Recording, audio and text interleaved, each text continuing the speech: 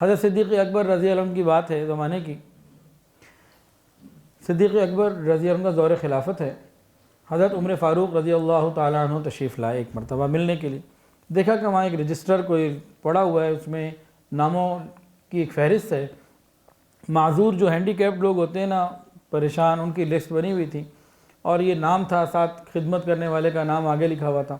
پہلے لکھا ہوا تھا بھئی یہ معذور ہے یا پریشان ہے، مریض ہے فلاں، اور آگے لکھا تھا اس بندے نے اس کی خدمت لی ہوئی ہے۔ تو ایک خانہ خالی تھا خدمت والا، بیوہ کا، بوڑھیا کا نام لکھا ہوا تھا کہ مجبور یا معذور ہے، آگے خادم کون، کس نے ڈیوٹی لی ہوئی ہے، والنٹیئر کون ہے، وہ نام خالی تھا۔ حضرت فاروق اعظم نے وہ دیکھ لیا تو سوچا آج رات میں اس کے پاس جاؤں گا، اس کی خدمت کروں گا۔ تو نام پتہ نوٹ کر کے رات کو جناب وہ انہوں نے دیکھا، وہ صبح نکل گئے۔ صبح کے وقت انہوں نے فجر پڑھی اور چلے گئے۔ جا کے دروازہ کھٹکھٹایا، اندر سے آواز آئی کون؟ کہ خدمت کے لیے خادم آیا ہے۔ خادم کون آیا ہے؟ خدمت کرنے والا تو خدمت کر کے چلا گیا۔ یہ بڑے حیران ہوئے، یہ کون کر کے چلا گیا؟ ادھر تو نام ہی کسی کا نہیں لکھا تھا، اور یہ بھی آگے سے عمر ابن خطاب تھے، مذاق تو نہیں تھا نا۔ اگلے دن تہجد پڑھی اور پہنچ گیا فجر سے پہلے۔ دروازہ نوک کیا، اندر سے آواز آئی کون؟ کہا خدمت کے لیے آیا ہوں، اور خدمت کرنے والا تو آگے چلا گیا۔ اب یہ بڑا حیران کہ اللہ یہ کون ہے، تہجد سے پہلے ہی خدمت کر کے چلا گیا۔ تو یہ بھی تو پھر عمر ابن خطاب رضی اللہ عنہ تھے نا۔ اگلے دن رات کو عشاء کے بعد یہ راستے پہ جا کے بیٹھ گئے کہ میں دیکھوں تو صحیح آتا کون ہے۔ کافی جب رات گزر گئی اور ہر طرف جو ہے وہ خاموشی تھی، دیکھا کوئی آ رہا ہے، اور چلنے کی آواز بھی نہیں اتنی آ رہی، اور محسوس کیا دیکھا کوئی آ رہا ہے۔ اندھیرا تھا، قریب آئے تو عمر نے پوچھا کون؟ تو جواب آیا ابو بکر۔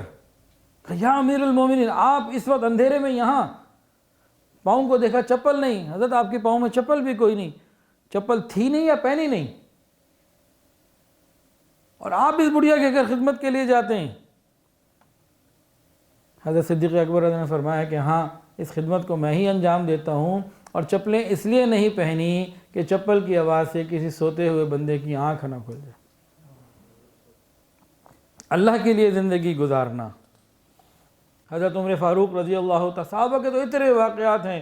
حضرت فاروق اعظم رضی اللہ تعالیٰ عنہ رات کو بھیس بدل کے گشت کیا کرتے، دیکھتے کہ لوگوں کی کیا حالات ہیں۔ تو ایک مرتبہ خیال آیا کہ شہر میں تو کرتا ہوں، آج ذرا شہر سے باہر ہی چلوں۔ تو شہر کے باہر گئے تو ایک خیمہ نظر آیا، ایک صاحب سے ملاقات ہوئی، پوچھا بھئی کیا بات ہے؟ اس نے کہا بس مسئلہ یہ ہے کہ بڑا پریشان ہوں، غریب ہوں، اور بیوی ہے، اس کو لیبر پین ہو رہی ہے، اور کوئی اور ہے نہیں، وسائل بھی نہیں ہے، کچھ سمجھ میں نہیں آ رہا۔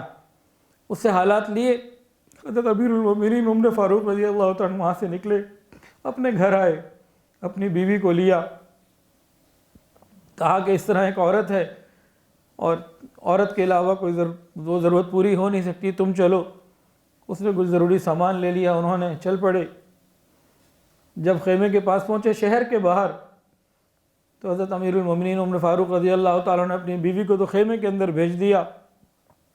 بیوی اندر چلی گئی، آپ اس بدو کے ساتھ جو دیہاتی تھا بیٹھ گئے۔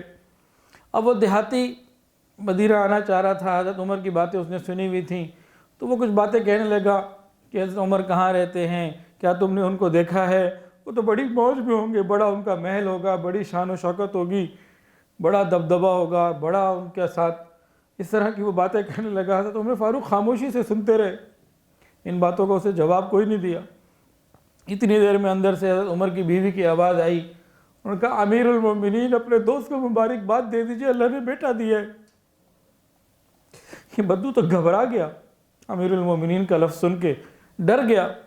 حضرت فاروق اعظم رضی اللہ تعالیٰ عنہ نے اس کو تسلی دی، فرمایا کہ تم بالکل پریشان نہ ہو، کل میرے پاس آنا، اور تمہارے اس بچے کا میں وظیفہ ماہانہ لگا دیا کروں گا، تمہارے مسئلے حل ہو جائیں گے۔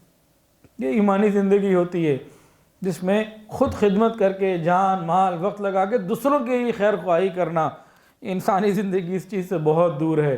امام زین العابدین رحمۃ اللہ علیہ بہت خوبصورت جسم تھا، اور خوبصورت کیوں نہ ہوتے، حضور پاک صلی اللہ علیہ وسلم کی آل میں سے تھے۔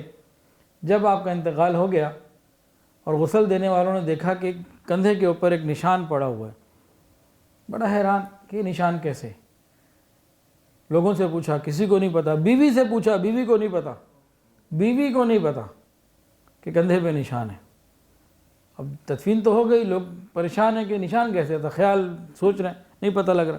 وہ چند دنوں کے بعد بعض معذوروں, بیواؤں اور یتیموں کے گھر سے آواز آئی, وہ کدھر گیا جو رات کی تاریکی میں مشکیں پانی کی بھر بھر کے ہمارے ہاں ڈال دیا کرتا تھا. ان معذوروں کی باتوں سے پتہ چلا کہ زندگی بھر رات کی تنہائیوں میں پانی کا مشکیزہ کندھے پہ ڈالتے, کہیں کنویں سے پانی بھرتے, لوگوں کے گھروں میں جا کے پانی ڈالتے. آج ہم تو سگا باپ سگی ماں پانی کا گلاس مانگ لے تو ہمیں مشکل پڑتی ہے. جب ایمانی زندگی ہوتی ہے تو پھر یہ معاملات ہوتے ہیں کہ مرنے کے بعد پتہ لگا کرتا ہے اس کی زندگی کیسی تھی. یہ تعریف کا خواہش مند نہیں ہوتا, یہ دوسروں کے اوپر احسان نہیں جتاتا, یہ اپنی حکومت نہیں چاہتا, یہ اپنی خواہشات نہیں پوری کروانا چاہتا, کسی مجبور کو بلیک میل نہیں کرنا چاہتا, کسی مجبور کی مجبوری سے ناجائز فائدہ نہیں اٹھانا چاہتا, یہ اپنی پوزیشن سے ناجائز فائدہ نہیں اٹھانا چاہتا. یہ صفات ہوا کرتی ہیں. انسانی زندگی میں یہ صفات نہیں ہیں. حیوانی زندگی تو اور دور, انسانی زندگی عقل کی حکومت ہے. رشتہ داری بھی اس سے کرنی ہے جہاں فائدہ ہے. میں اس کے گھر جاؤں گا, میں اس کو 500 دوں گا, یہ مجھے 1000 دے گا, نہیں تو 500 تو دے گا ہی دے گا. جہاں سے مجھے معلوم ہے میں نے اس کو 500 دینا ہے, وہاں سے ککھ نہیں آنا, میں نے نہیں جانا. وہ انسانی زندگی ہے جہاں عقل کی حکومت ہے. یہ ایمانی زندگی ہے جہاں دل کی حکومت ہے, جہاں اللہ کا حکم چلا کرتا ہے. اللہ یہ زندگی ہمیں بھی عطا فرمائے. ایک اللہ والے تھے اور ان کے پاس مال بھی تھا, تو حاکم وقت میں کوئی رفاہی کام کروانا تھا, جیسے کوئی کنواں کھدوانا ہے, کوئی بڑا کام کرنا تھا, تو اس کو ڈونیشنز کی ضرورت ہوئی, تو اس نے فنڈنگ کی, لوگوں کا کبھی پیسے جمع کرو.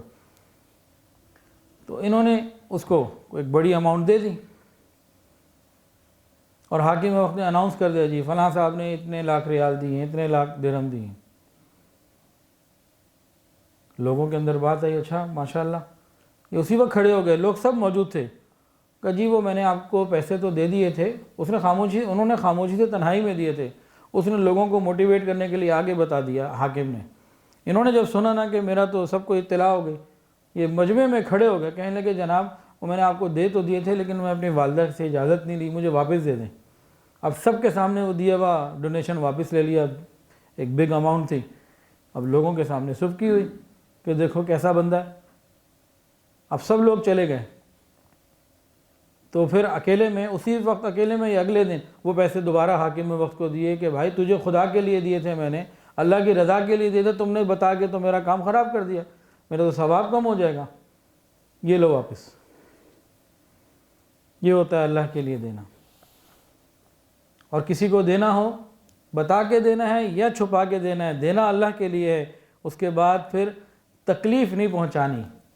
آج ہم کسی رشتہ دار کی, کسی غریب کی مدد کر بھی دیتے ہیں تو پیچھے سے کیا ہوتا ہے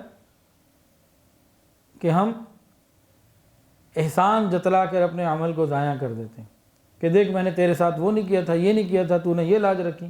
جب اللہ کے لیے کیا ہے تو بدلہ اللہ سے لے گئے, اس سے کیوں لیتے؟ وہ انسانی زندگی ہے, ایمانی زندگی نہیں ہے. اللہ کے لیے کیا ہے تو اب بدلہ اللہ سے لینا ہے.